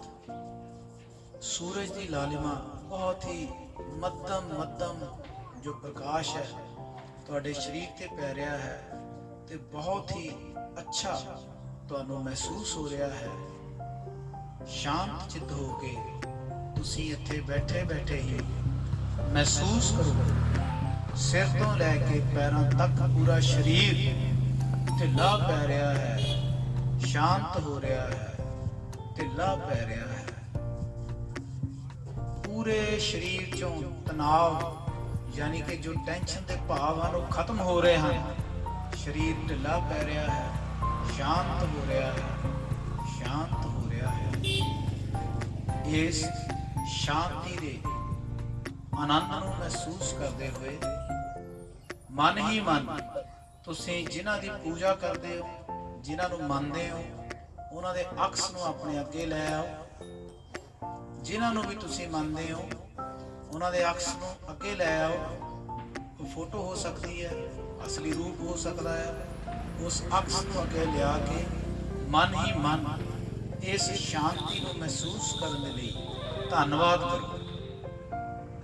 मन ही मन इस शांति को महसूस करने लई अपने परमात्मा खुदा नूं, अल्लाह नूं, वाहिगुरू नूं धन्नवाद करो और एक वादा करो कि मैं शांत चित। ये अपने आप में स्टेटमेंट तुसीं बोलनी है। मैं शांत चित हाँ, मैं शांत हाँ, मैं तंदुरुस्त हाँ, मैं शांत हाँ, मैं तंदुरुस्त हाँ, मैं शांत हाँ, मैं तंदुरुस्त हाँ, मैं शांत हाँ, मैं तंदुरुस्त हाँ। चेहरे के उत्ते मुस्कुराहट के भाव लियाउंदे हुए इस शांति को महसूस करते हुए तुसी जिन्हां नूं भी मनदे हो उन्हां दा धन्नवाद प्रकट करना है और मन ही मन कहना है कि मैं शांत हाँ, मैं तंदुरुस्त हाँ, मैं शांत हाँ, मैं तंदुरुस्त हाँ। इस महसूस करते करते तुसी उस बेंच ते ही बैठे हो और एकदम अपने आप को वापस ज्ञान सभा दे विच प्रगट करना है। अपनियां हथेलियां नूं रगड़ना है, आइज बंद, हथेलियां नूं रगड़ना है। सारिਆਂ ने हथेलियां नूं रगड़ के अपनियां अखां दे उपर रख लेना है। कप बना के अपनियां अखां दे उपर रख लेना।